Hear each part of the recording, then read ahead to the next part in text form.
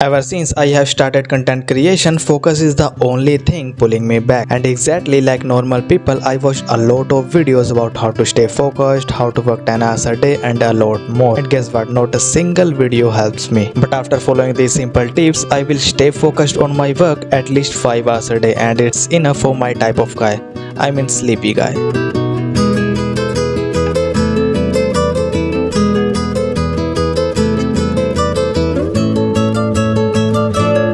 देखो, if I talk honestly तो हम जो क्रिएटर्स होते हैं ना, वो कभी भी सीधा अपने मोबाइल से डिस्ट्रैक्ट नहीं होंगे। हम मोबाइल अपनी वीडियो बनाते टाइम डिस्ट्रैक्ट तब होते हैं जब हमें अपना काम बोरिंग लगने लगता है। लाइक तुम 2 घंटे से वीडियो बना रहे हो और तुम थोड़ा सा बोर हुए कि चलो थोड़ा थक गया हूँ, फोन उठा लेता हूँ। और यही हम सबसे बड़ी गलती कर देते हैं। जैसे ही हमने अपना फोन उठाया तो 2 मिनट के अंदर ही हम 10 बार नोटिफिकेशन चेक कर लेंगे, 10 बार इंस्टा खोलेंगे कि किसका मैसेज आया, देखते हैं किसी ने रील अपलोड करी या फिर नहीं। उसके बाद जो डोपामिन हिट तुम्हें मिलता रहता है वो तुम्हें काफी ज्यादा अच्छा लगता है। उसके बाद जब तुम अपने वर्क में काम करने जाते हो, मतलब थोड़ा जो ऐसा काम जो तुम्हारे माइंड को अच्छा नहीं लगता वो तुम करने लगते हो, तो ऑब्वियसली तुम्हें डोपामिन नहीं मिलने वाला और फिर तुम धीरे धीरे लेजीनेस और प्रोक्रास्टिनेशन करने लगते हो और फिर हमारा काम हो ही नहीं पाता। देखो, एज ए क्रिएटर मोबाइल तुम्हें डिस्ट्रैक्ट इसलिए नहीं करता कि वो बहुत ज्यादा डिस्ट्रैक्टिंग है या फिर उसमें बहुत सारी चीजें हैं जो तुम्हें काफी ज्यादा अच्छी लगती है। नहीं, इसका सिंपल सा रीजन ये है कि जब भी तुम कोई क्रिएटिव वर्क करते हो, लाइक तुम शूटिंग कर रहे हो, स्क्रिप्टिंग कर रहे हो, फिर एडिटिंग कर रहे हो, जो भी तुम क्रिएटिव काम कर रहे हो, जब तुम उसमें थोड़ा सा भी अनकंफर्टेबल या फिर थोड़ा स्टक हो जाते हो तो जो हमारा माइंड होता है ना, वो ऑटोमेटिकली एस्केप ढूंढने लगता है इन सब चीजों से कि लाइक मुझे एडिटिंग ना करना पड़े या फिर थोड़ा सा डोपामिन मिल जाए तो मुझे काफी ज्यादा अच्छा लगेगा, कोई मोटिवेशन रील मिल जाए। अगर मैं अपनी बात करूँ तो मैं जब स्क्रिप्टिंग करता हूँ तो ऑब्वियसली मैं भी कई बार स्टक हो जाता हूँ कि कैसे हुक लिखूँ, किस तरीके से इसकी पेसिंग को सही करूँ। तो ये सब देखने के लिए मैं यूट्यूब या फिर इंस्टा पे चला जाता हूँ और ऑब्वियसली मैं भी डिस्ट्रैक्ट हो जाता था। और ऐसे में जो हमारा मोबाइल होता है वो सबसे ज्यादा इजी एस्केप बन जाता है, क्योंकि बस तुम्हारे साथ मोबाइल पड़ा है, तुमने जैसे मोबाइल उठाया और तुम रील स्क्रॉल करने लगे। इसमें तुम्हें 1 मिनट नहीं लगने वाला, कोई पैसा नहीं लगने वाला, कोई भी दिक्कत तुम्हें नहीं करने वाला। बस एक क्लिक किया और तुम्हारे पास हजारों रील्स आ जाने वाली, मतलब अनलिमिटेड रील्स। और जैसे जैसे तुम उसको स्क्रॉल करते जाओगे तुम्हें ऐसा लगता है कि मैं आइडिया ले रहा हूँ या फिर इंस्पिरेशन ले रहा हूँ, लेकिन वो तुम्हें बताया कि तुम कितना ज्यादा अपना टाइम वेस्ट कर रहे हो। अब देखो, अगर तुम्हें ये लग रहा है कि इसका सोल्यूशन ये है कि मैं अपने फोन को कंप्लीटली अवॉइड कर दूं या फिर इसको पूरा स्विच ऑफ कर दूं, तो ऐसा नहीं है। देखो, क्रिएटर के लिए मोबाइल बहुत ज्यादा इंपॉर्टेंट होता है। वो उसमें स्क्रिप्टिंग कर सकता है, थंबनेल बना सकता है, वीडियो हुक्स लिख सकता है, और मैं भी ये सारे काम अपने फोन में ही करता हूँ और हमेशा अपने साथ अपना फोन रखता हूँ। तो इसका सिंपल सा सोल्यूशन है, तुम्हें अपने ऐप्स के ऊपर लॉक लगा देना चाहिए। लाइक तुम टाइमर लॉक लगा सकते हो कि जैसे दिन में तुम्हें सिर्फ इसको 10 बार यूज करना है या फिर सिर्फ आधा घंटा तुम उसमें लिमिट लगा दो कि आधे घंटे तक मैं इंस्टाग्राम यूज करूंगा मैक्सिमम में से मैक्सिमम। इस तरह बैठ के अपना काम कर रहे हो तो अपने मोबाइल को इस तरफ तुम्हें रख देना ताकि तुम अपने मोबाइल को देख ना सको। और हमेशा अपने मोबाइल को अगर तुम्हें हो सके तो छुपा दो, लाइक बैग में छुपा दो या फिर तकिए के नीचे छुपा दो, कहीं भी छुपा दो। तुम उसकी नोटिफिकेशन ऑफ कर दो और उसका तुम या फिर तुम एयरप्लेन मोड कर सकते हो, डू नॉट डिस्टर्ब, ये सब मोड ऑन कर सकते हो, लाइक तुम्हें जैसा अच्छा लगे। और इसी के साथ तुम अपने काम को अलग अलग पार्ट्स में डिवाइड कर दो। लाइक तुमने टाइम ब्लॉकिंग तो सुना ही होगा कि आधे घंटे में तुम स्क्रिप्टिंग करोगे, आधे घंटे तक तुम एडिटिंग करोगे। और अगर तुम्हें ये लगता है ना कि अगर मोबाइल मेरे पास रहेगा और मैं मोबाइल में टाइमर लगा दूंगा तो काफी अच्छे से काम होगा, तो ऐसा बिल्कुल भी नहीं है। तुम्हें मोबाइल में टाइमर तो बिल्कुल भी नहीं लगाना है। इससे अच्छा अगर तुम्हारे पास कोई डिजिटल वॉच है तो उसमें तुम टाइमर लगा सकते हो, या फिर जो तुम देख सकते हो यहाँ पे क्लॉक लगी हुई है, इसमें तुम टाइमर सेट तो नहीं कर सकते, मतलब तुम देख सकते हो कि आधा घंटा मैंने काम कर लिया, 5 मिनट रेस्ट लेके मैं अगला काम स्टार्ट करूंगा। तो इस तरीके से तुम अपने काम को अलग अलग पार्ट्स में बांट दो। और मोबाइल को हमेशा जब भी अपना करना हो, तुम्हें मतलब डीफोकस करना हो, तो अपने मोबाइल को अपने से दूर रखो। लाइक तुम इस तरफ या कहीं भी रख सकते हो, बस तुम्हें वो दिखना नहीं चाहिए। अगर तुम्हें ये लगता है कि इन्वायरमेंट तो बस एक जगह है जहाँ पे मैं बैठ के एडिट कर सकूँ, अपना काम कर सकूँ, स्क्रिप्टिंग कर सकूँ, तो इससे क्या ही फर्क पड़ेगा। But if I tell you, environment ही डिसाइड करता है कि तुम कितना घंटा फोकस में काम करने वाले हो, कितना घंटा डिस्ट्रैक्ट रहने वाले हो। लेकिन फॉर एग्जाम्पल, अगर तुम अपने रूम में बैठ के वीडियो एडिटिंग कर रहे हो तो साथ ही उसी रूम में टीवी चल रहा है, साथ ही तुम्हारे फोन पड़ा है, साथ ही वहीं पे कोई कंप्यूटर पे वीडियो देख रहा है, वहीं पे लोग आते जाते रहे हैं, तो तुम उस रूम में कभी फोकस पे काम नहीं कर पाओगे। तुम्हें बार बार ये लगेगा कि मैं इस एडिटिंग पे फोकस क्यों नहीं कर पा रहा, कुछ क्रिएटिव क्यों नहीं सोच पा रहा हूँ, मेरा फोकस उस चीज पे क्यों नहीं लग रहा है। एंड ये सब होता है तुम्हारे इन्वायरमेंट के चक्कर में, क्योंकि लोग सोचते हैं कि इन्वायरमेंट ज्यादा मैटर नहीं करता, कहीं भी बैठ के एडिट कर लो, पर ऐसा नहीं है। देखो, अगर इतना इंपॉर्टेंट नहीं है तो जो बड़े बड़े ऑफिस होते हैं या फिर एडिटिंग एजेंसी होती है, उनके अलग अलग सेक्शन बने होते हैं ताकि वो अच्छी तरीके से फोकस कर सके और जो पूरा इन्वायरमेंट है वो पूरा वर्किंग स्पेस का लगे। तुम खुद सोचो, कहीं पे अगर 10 बच्चे खेल रहे हैं तो एक बच्चे को तुम कह दो कि वहां पे बैठ के तुम्हें पढ़ाई करनी है, तो वो टोटली डिस्ट्रैक्ट रहेगा, वो सारा टाइम बस बच्चों को देखता रहेगा खेलते और खुद पढ़ ही नहीं पाएगा। सो यही रीजन होता है। एंड देखो, तुम्हें पूरी तरह फोकस करने के लिए तुम्हें एक अच्छा रूम नहीं चाहिए, अच्छा स्टूडियो नहीं चाहिए और बहुत ही तगड़ा बड़ा एक ऑफिस भी नहीं चाहिए, तुम्हें बस एक सिंपल सी रूटीन फॉलो करनी है, सिंपल सी चीज़ें करनी है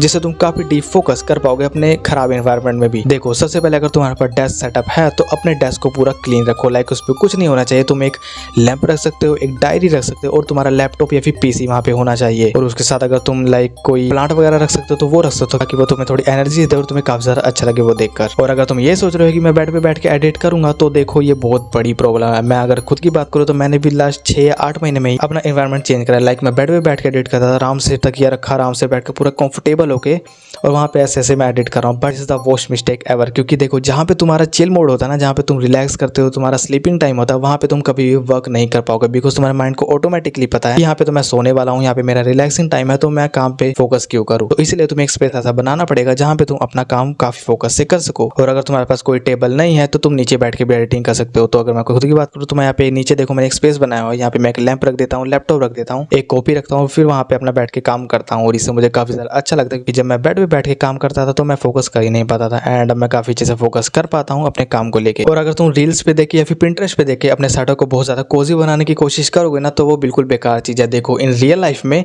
ये सब चीजें काम नहीं करती। तुम जितना ज्यादा कोजी बनाओगे उतना ज्यादा तुम उसमें कंफर्टेबल हो जाओगे और तुम काम नहीं कर पाओगे।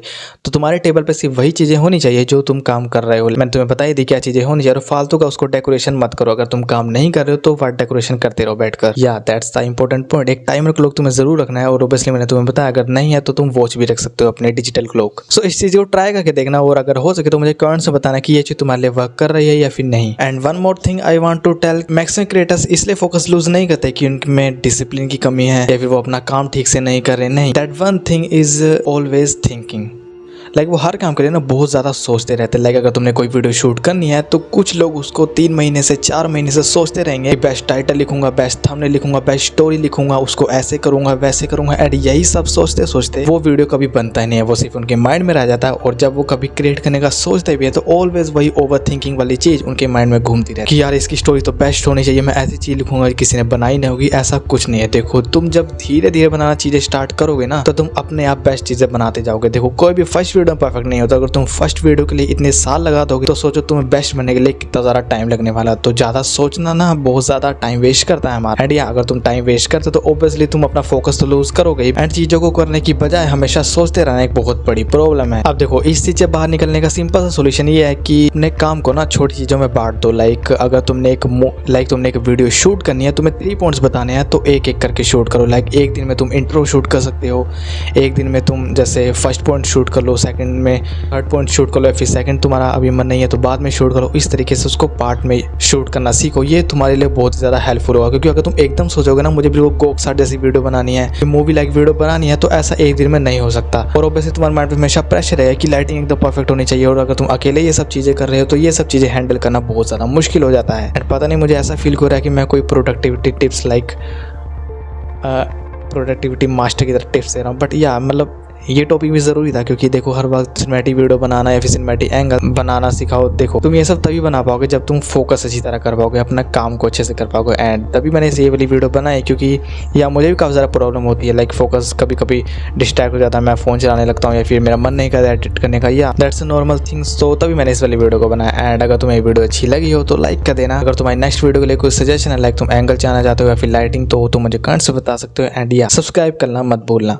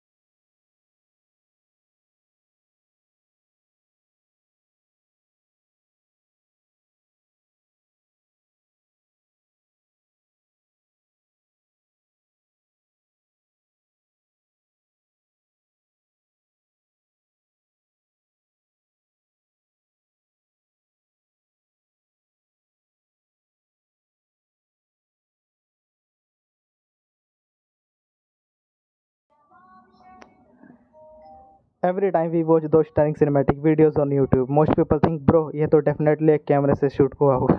But here's the truth, cameras don't always decide how cinematic your videos look. But if I told you the shots you are about to see were not captured on a DSLR.